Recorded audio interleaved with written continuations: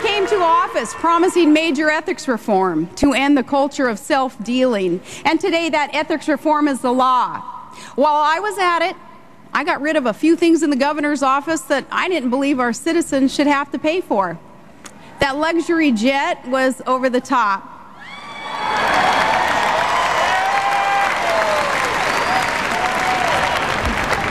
I put it on eBay.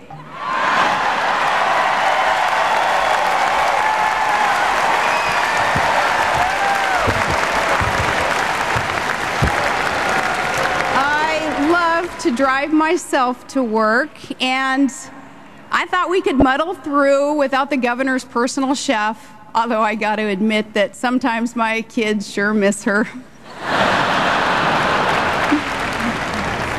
I came to office promising to control spending by request if possible, but by veto if necessary. Senator McCain also he promises to use the power of veto in defense of the public interest. And as a chief executive, I can assure you it works.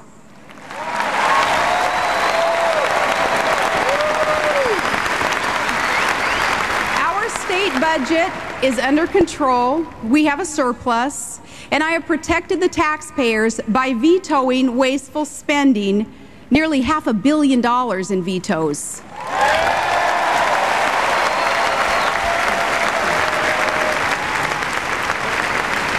We suspended the state fuel tax and championed reform to end the abuses of earmark spending by Congress. I told the Congress, thanks but no thanks on that bridge to nowhere.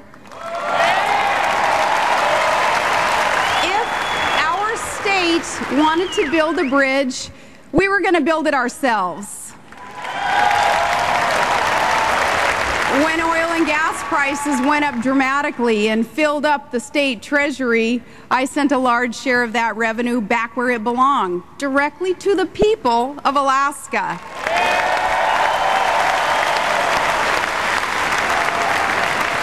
And despite fierce opposition from oil company lobbyists who kind of like things the way that they were, we broke their monopoly on power and resources. As governor, I insisted on competition and basic fairness to end their control of our state and return it to the people.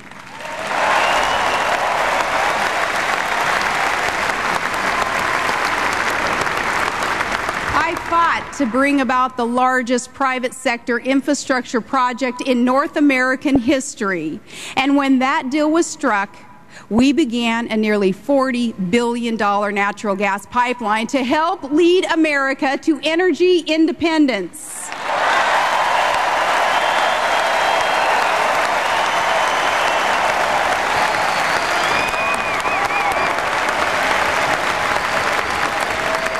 That pipeline, when the last section is laid and its valves are open, will lead America one step farther away from dependence on dangerous foreign powers that do not have our interests at heart. The stakes for our nation could not be higher. When a hurricane strikes in the Gulf of Mexico, this country should not be so dependent on imported oil that we're forced to draw from our strategic petroleum reserve.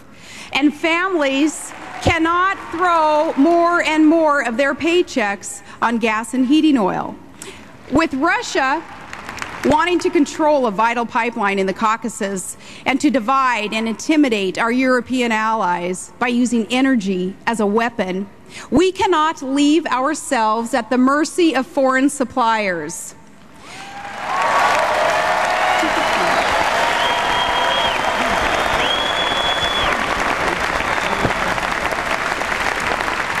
To confront the threat that Iran might seek to cut off nearly a fifth of the world's energy supplies, or that terrorists might strike again at the Abqaiq facility in Saudi Arabia, or that Venezuela might shut off its oil discoveries and its deliveries of that source, Americans, we need to produce more of our own oil and gas and take it from a gal who knows the North Slope of Alaska. We've got lots of both.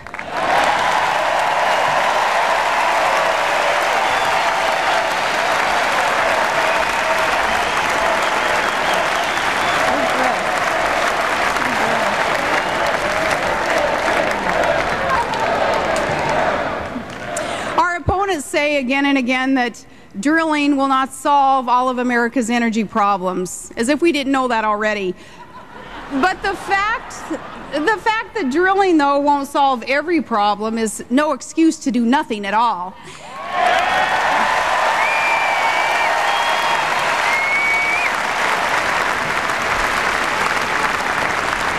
Starting in January, in a McCain-Palin administration, we're going to lay more pipelines and build more nuclear plants and create jobs with clean coal and move forward on solar, wind, geothermal, and other alternative sources. We need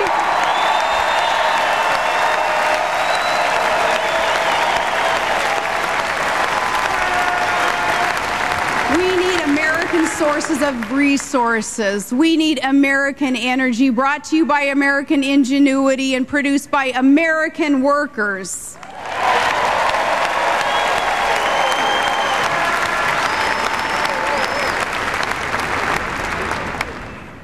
And now I've noticed a pattern with our opponent, and maybe you have too.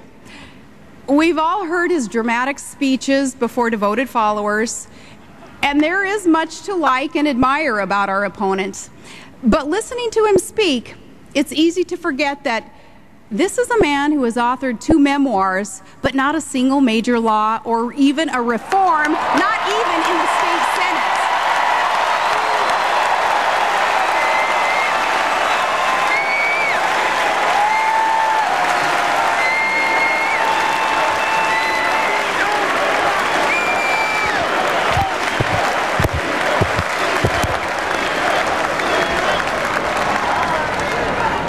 This is a man who can give an entire speech about the wars America is fighting and never use the word victory except when he's talking about his own campaign.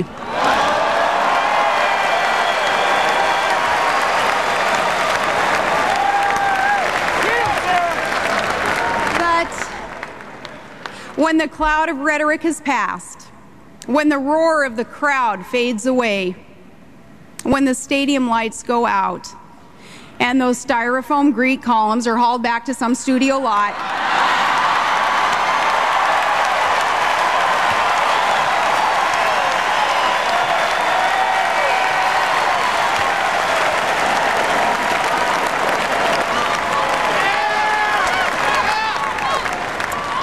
when that happens, what exactly is our opponent's plan?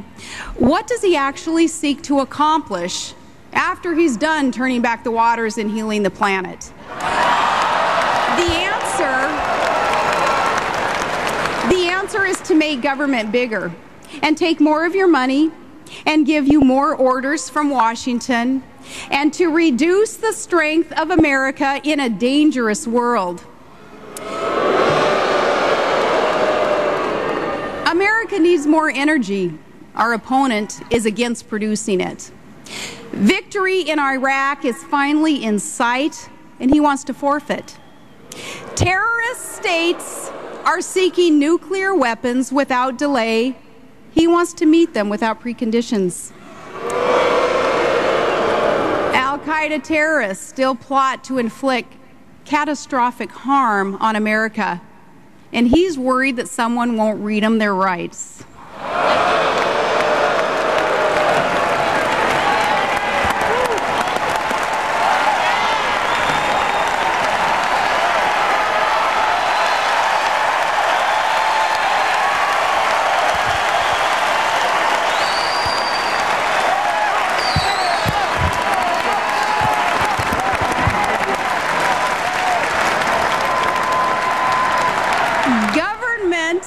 Is too big.